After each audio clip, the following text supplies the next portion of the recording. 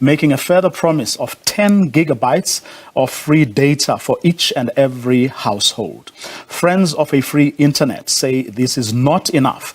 And joining us now is Mark Weinberg, representing Friends of a Free Internet, and Tshiamo Malatji from Tech Empire.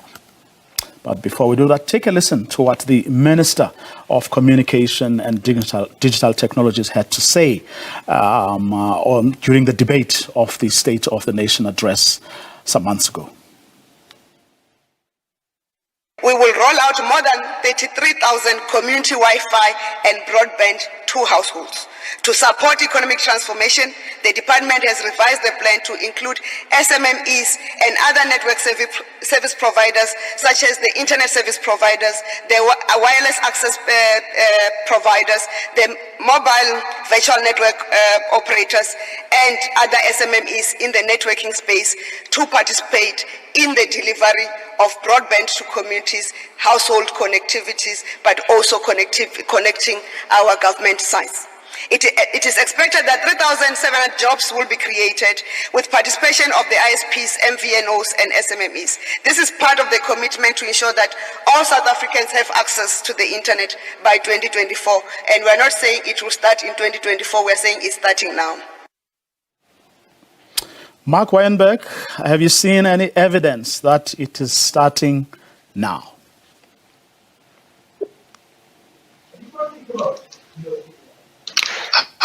Good evening to you and your viewers. Evidence that it's starting now, it seems with the ministry seems to always start with a lot of talking. And in the case of digital migration, that talking went on for more than a decade. So we're hoping there's going to be a better outcome this time around. The cell phone operators having given a massive boost with the new spectrum, which comes with conditions to connect everybody. So we're going to have to do a lot of work to hold them accountable.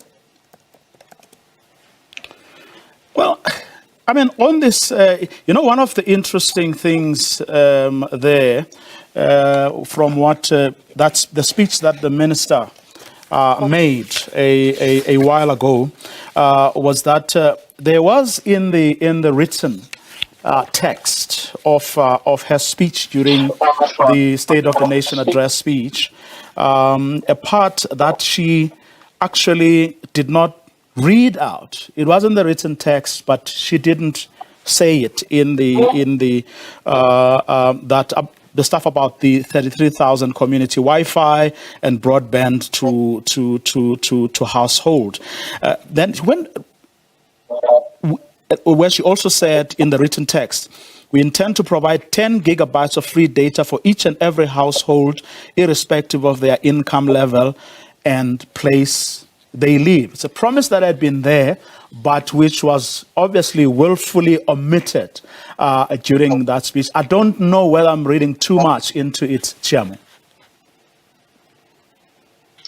Yeah, I mean, we need to ask lots of questions about government's promises to us, especially because municipalities across the country have made many local promises to have internet access at crucial data points, libraries, schools, community buildings, for instance, and a lot of these municipalities have failed to provide this at a local level. At a national level, we've had lots of promises made from government departments about digital migration, which took a long time. You know, here in the media space, you'd also know that a lot of promises have been made in the media space too that haven't always materialized. So I would say that when it comes to a promise like 10 gigabytes in every household, we have to first see it being implemented to believe it. But secondly, I think it's really important that we look at the details. So exactly how do they plan to source this infrastructure? Are they doing it through a collaboration with private partners?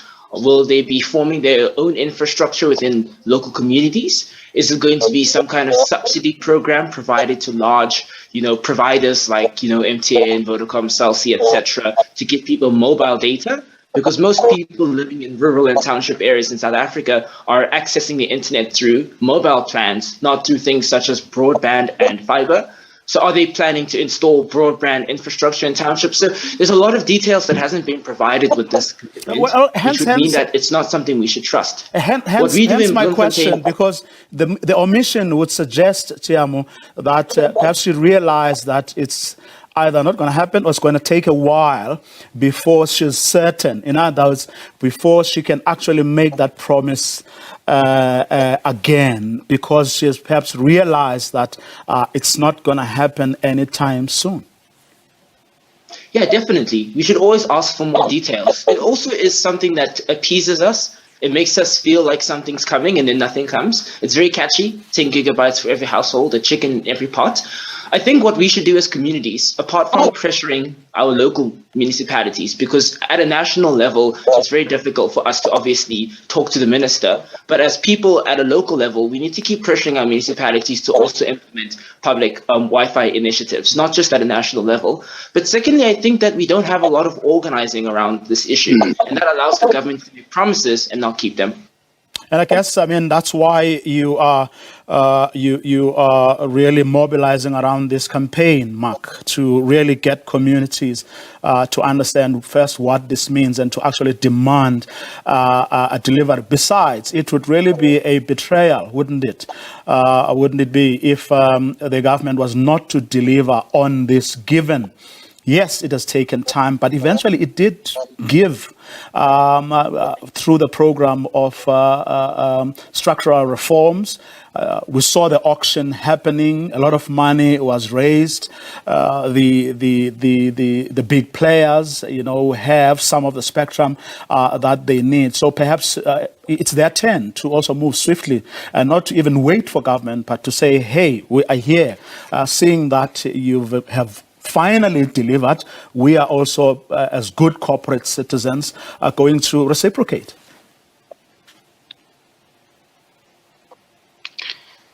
Yes, I think if South Africans know one thing, it's don't. They've been making super profits for decades, and not giving much thought to the communication rights of ordinary people. So we're not going to wait for a gift from them. We're going to have to push them.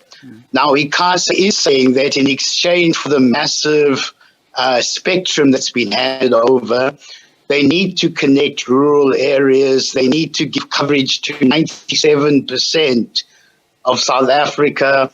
They need to zero it. NPO websites, which would make those websites completely free to visit.